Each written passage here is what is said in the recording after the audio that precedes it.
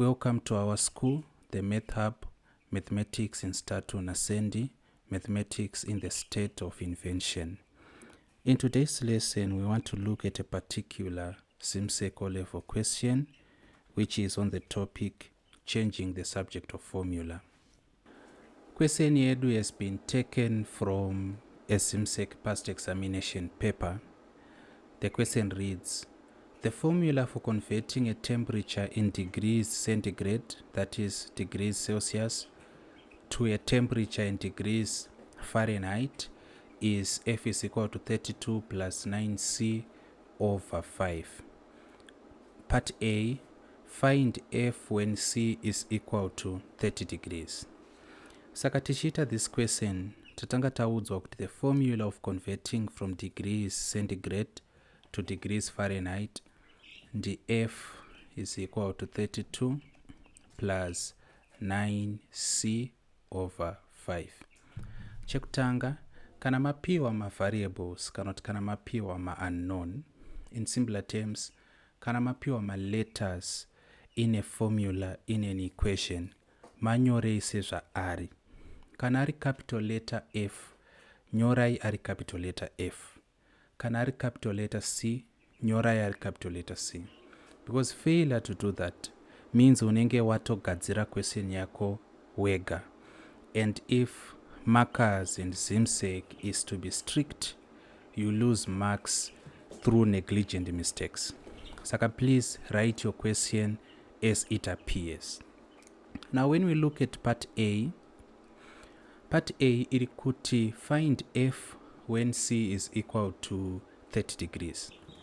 Saka panapa we are going to replace C ari panapa na 30 degrees. Taudzwa kuti C is equal to 30 degrees. Saka F is equal to 32 plus 9 multiplying 30 over 5, like this. Saka kuti titsvage F azvinetsi tinogona kuti 5 into 5 it's 1, 5 into 30 that is 6. Saka F is equal to 32 plus 9 times 6 the 54. So F is actually equal to 32 plus 54 tinenge tichiti 2 plus 4 which is 6 and 3 plus 5 which is 8. Correct answer yatirikuwana apa it's 86. Munotenderwa yenyu kungoisiya yakati F is equal to 86. Asi kana muchida kuva more technical munenge makuti 86 degrees Fahrenheit. Saka kusirira ma units ku maths kuri nane pano kunyora ma units asiwo. So I would encourage kuti ma units kana musiri sure kuti ndeapi chingosiya iri number. In mathematics you are not penalized for that. As kana mchita physics you are penalized for that. So that is how we do part A. Let us go on to part B. Saka tukita this question in response to an error of principle which I'm going to show you. Let us now look at how we actually do part B. Saka part B at make C the subject of the formula. Saka formula yedu yakati chini, yakati F is equal to 32 plus 9C over 5. Tirikuda kuti C ave iye ari ku left hand side, zvimwe zvese zvorongedzwa ku right hand side. Saka zvatinoita panapa process yedu yekutanga tichatanga ne method amadzangu inonzi clearing the fraction. Reka ndinyore panapa nekuti ndipo pane error of principle yacho, clearing the fractions. Saka this is as it sounds. We want to clear the fractions. How do we do that? Zvatinoita, we take a common denominator. Saka chatarisa ma fractions ari mukati me formula yedu. In this case tinongotora denominator because we only have one fraction. But kana tine ma fractions akawanda, we take a common denominator. Hopefully chasangana ne question inenge ne ma fractions akawanda. But for this particular question we are going to take the denominator and we multiply the denominator throughout the whole formula. Saka F is equal to 32 plus 9C over 5. Inorot panapa ticha multiply na 5 handika. but kana tamultiply na 5 on that particular term inside our formula, pano chamultiply futi na 5, uko tomultiply futi na 5, saka everything is multiplied by 5. So let us do our multiplication. Tichatanga of course nekuti 5 times f, tinowana 5f is equal to, how about tikati 32 times 5, what do we get? Tinowana 160, so it's equal to 160. Panapa ma 5 ochekana, pongosara pana plus 9c. Saka clearing the fractions, kana kuti removing the fractions, however you want to call it. Tatoiita because in what we now have as our formula, hatichisina fraction.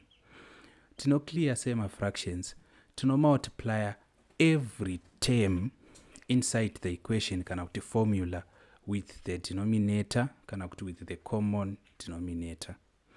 Apo ndo paitika that error of principle. Saka panapa making c subject to formula inoreva kuti teta ngoti 5f 160 weya kuyoti minus 160 is equal to 9c like this.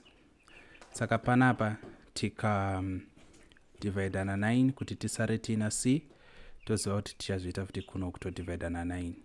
Saka patiri kuti c iri equal to 5f minus 160 over 9. As kana tichida kunyatsa kuva sure with our answer, tiri kuona kuti 5 na 160 zvine common factor, kuda kuti we can factorize it. Saka answer yedu inenge yava therefore c is equal to, tika factor out 5 panapa tichati f minus, tino multiply 5 nani kuti tiwane 160. Mubvunzo wakafanana nekuti 160 dividing 5 hamburani ndi 32, saka pa it's f minus 32 over 9. We cannot simplify this any further, kuda kuti ndipo panogumira our solution. Saka please batisisai clearing the fractions. Please batisisai clearing the fractions, because that is where your error of principle was. So I want to show you the error of principle which one of our students did in our school.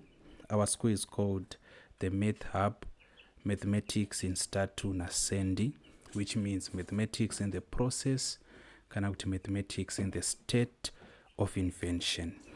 What is this common error? Now that is the error of principle, patati check video tikureva this particular video. Saka mistake yaitika apa, wonguta multiplier, this student a multiplier 9c over 5 times 5, and please 5 yenyu ngaisaita senge power, ngaitouya yotonyorwa zvakanaka panapa nditi. Please 5 yenyu inofanga uya yonyorwa panapa seizvi, kwete kuti senge power seizvi. Then panapa 5 yonyorwa zvakanaka seizvi, but 32 uyu haana kuzo multiply wanani na 5. Saka hatina ku clear ma fractions zvakanaka. That's why aramba achidzoka pano ari 32, apa ari 32, apa ari 32, making this wrong. It's actually 0 out of 3. So please be careful when it comes to clearing the fractions. The other way of going about this question, kuti taona kuti tanzitite make c the subject of the formula. If we write down our formula panapa, ingeri f is equal to 32 plus 9c over 5, like that. Kureva kuti trikuda kuta make c subject of formula. Saka without having to clear the fractions, we can actually send 32 kuside uku. Sa inenge yavachi f minus 32 is equal to 9c over 5. Then panapa chatakuda kuchiita, takuda kuita cross multiplication kana kuti balancing of equations, however you want to call it.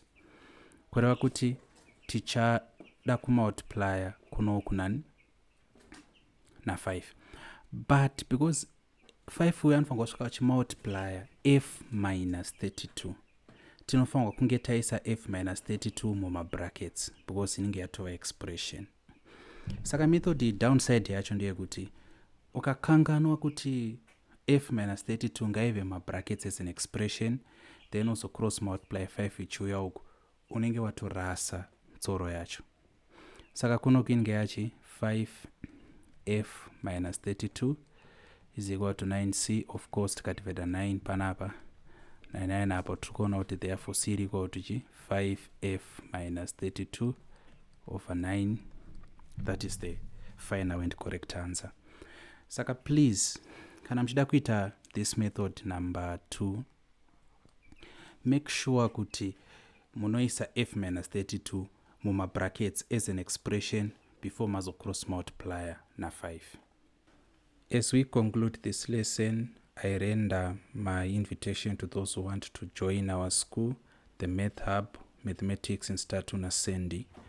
If you want to join our school, you can WhatsApp us on that particular number, +26371 521 3310.